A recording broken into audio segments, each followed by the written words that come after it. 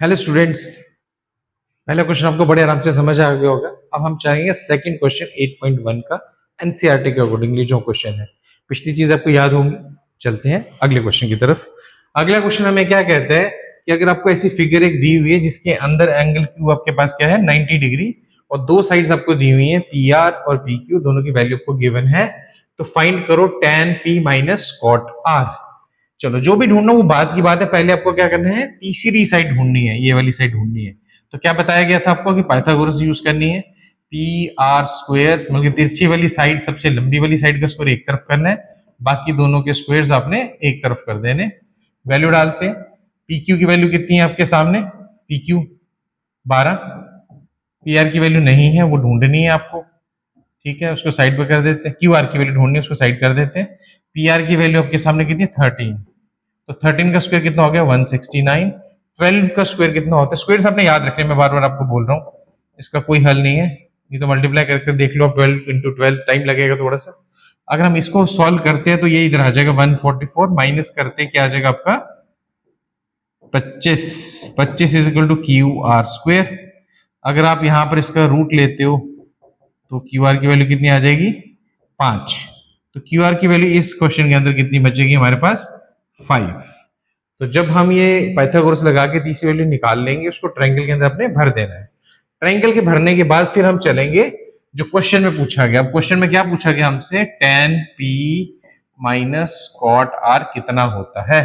बड़ा important question है। Important इसलिए कि एंगल्स के बारे में बात हो रही है। पहले भी मैंने आपको पिछले वीडियो में भी बताया था कि जब भी हम बात करते हैं एंगल्स की तो बड़े ध्यान से देखना है। पी की बात हो रही है तो पी आपके सामने ये है, पी के सामने वाली साइड क्या होगी, परपेंडिकुलर। तो ये पहले पार्ट के लिए जो परपेंडिकुलर है वो 5 रहेगा। अब फॉर्मूला 10 का क्या होता है, परपेंडिकुलर अपॉन बेस, याद रखना है। यहाँ लिख के दे रहा हूँ मैं, वैल्यू बाद में डालूंगा। तो परपेंडिकुलर अपॉन बेस की अगर बात करें तो tan p के लिए परपेंडिकुलर कितना आ रहा है, 5। हाइपोटेन्यूज कभी चेंज नहीं होता तो इसका मतलब बेस कितना हो गया, 12। ठीक है, माइनस। अब इसकी बात करते हैं, पिछला भूल जाते हैं। अगर हम इसकी बात करते हैं कॉट आर की, तो आर पे जाना आपने, आर ये रहा, आर के सामने वाली साइड इस केस में क्या हो जाएगी, परपेंडिकुलर। तो परपेंडिकुलर यहां पर है, बेस कौन हो जाएगा, ये, और हाइपोटेन्यूज हो जाएगी ये वाली साइड। कॉट का फॉर्मूला क्या होता है, बेस अपॉन परपेंडिकुलर, ये याद रखना आपने। तो आर के लिए ये परपेंडिकुलर है तो बेस कौन हुआ, 5, तो ये आ जाएगा 5। परपेंडिकुलर कितना हो जाएगा फिर नेचुरली, 12। क्लियर हुआ। तो अगर हम यहां पर बात करते हैं दोनों की, तो दोनों की वैल्यू सेम आई। कारण क्या है, एंगल्स के अकॉर्डिंगली हमने देखा परपेंडिकुलर कौन सा है, हाइपोटेन्यूज कौन सा और बेस कौन सा है। जस्ट फॉर्मूले लगाए फिर हमने देखा कि ऐसे वैल्यूज दोनों की आ गई है। अगर दोनों की वैल्यू ये सेम है, आपको पता है दोनों माइनस होकर क्या आंसर आ जाएगा, 0। तो इस केस में आपका आंसर क्या रहने वाला है, 0। सिंपल, बहुत आसान क्वेश्चन है। फिर से एक बार रिवाइज कर लेना इसको। दो साइडें दी हो, तीसरी ढूंढनी है, पाइथागोरस लगानी है, तीसरी साइड आ गई है, फिर आपने जो वैल्यूज पूछी उनकी तरफ जाना है। अगर हम बात करते हैं tan p की ना, तो आपको p देखना है पहले। p एंगल के जो सामने साइड होगी वो परपेंडिकुलर, तो बेस ही हो जाएगी। फॉर्मूला होता है p अपॉन b, तो p अपॉन b, 5/12 आ गया, माइनस का साइन लगाएंगे, कॉट r।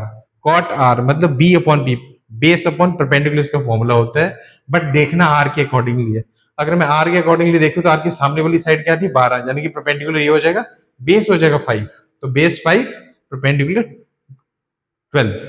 तो दोनों की वैल्यू बिल्कुल सेम आई है, 5/12। जब दोनों माइनस हो जाएंगी, सेम सेम, जब भी वैल्यू चेंज होती है आंसर कितना आता है, माइनस होती है तो 0।